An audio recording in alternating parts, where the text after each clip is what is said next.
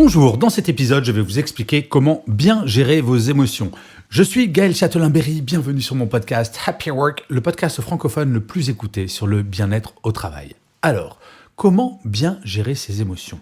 C'est vrai, parfois on est un peu embêté pour les gérer, notamment au travail. Alors, la situation s'est un petit peu améliorée depuis la pandémie. Oui, avant la pandémie, avoir des émotions au travail, c'était quelque chose de totalement interdit, pour ne pas dire tabou.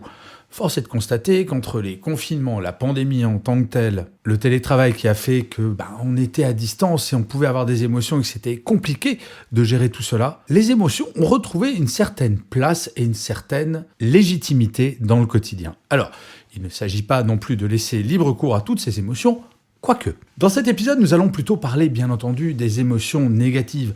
Les émotions positives, on aime plutôt bien en avoir et nous savons généralement bien les gérer. Non, nous allons parler des émotions négatives, les émotions qui vont plutôt nous tirer vers le bas. Avant de commencer, je voudrais tout de même vous rappeler qu'une émotion négative, nous allons y être 3 fois plus sensibles qu'une émotion positive. Si nous n'y prêtons pas attention, une émotion négative peut très vite prendre toute la place dans notre esprit et vraiment nous empêcher d'avancer. Pour gérer une émotion négative, il y a 4 étapes extrêmement simples. La première étape, quand vous avez une émotion négative, c'est de l'accepter.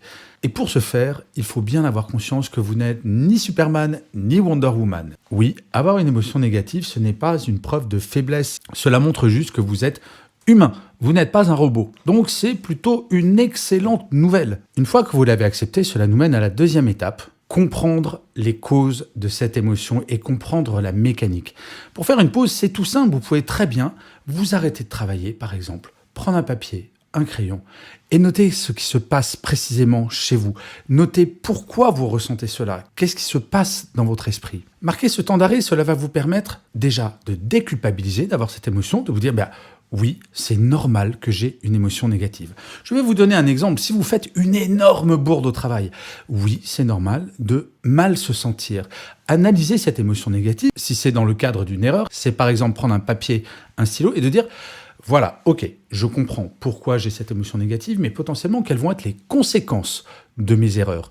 Il faut essayer de rationaliser une fois qu'on a une émotion négative pour essayer d'avancer, au lieu de lutter vraiment farouchement contre l'émotion négative. Et d'ailleurs, j'adore ce proverbe arabe qui dit « Ce n'est pas dans la tempête qu'on hisse les voiles ». Quand on a une émotion négative, il faut savoir dire « stop » pendant un temps. L'étape suivante, c'est de gérer cette émotion et surtout de se projeter dans l'avenir. Une fois que vous avez fait cette boulette au travail, que vous avez cette émotion négative, si vous restez sur cette émotion, vous allez rester dans le passé.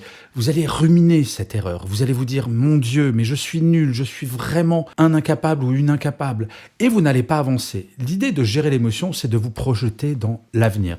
Vous avez analysé la source de l'émotion négative. Maintenant, il va falloir vous projeter dans l'avenir et vous dire ok, j'ai fait cette erreur. Comment puis-je la corriger ? Quelles sont les solutions que je peux apporter très concrètement ? En fait, une émotion négative va se corriger en générant des émotions positives. Et là, en l'occurrence, dans le cadre d'une erreur, l'émotion positive, c'est de corriger cette erreur. C'est aussi simple que cela. Gérer son émotion négative, c'est en fait amener l'antidote à celle-ci. Et enfin, la dernière étape, et ce n'est pas la moins importante, les amis, il s'agit, une fois que vous avez géré l'émotion, que vous avez trouvé des solutions, il s'agit, une fois que toutes les émotions se sont calmées, de tirer une leçon de ce qui s'est passé. En effet, comme le disait Nelson Mandela, la célèbre phrase « Je ne perds jamais, soit je gagne, soit j'apprends ». Eh bien, toutes les émotions négatives que vous pouvez avoir, vous devez en apprendre des choses.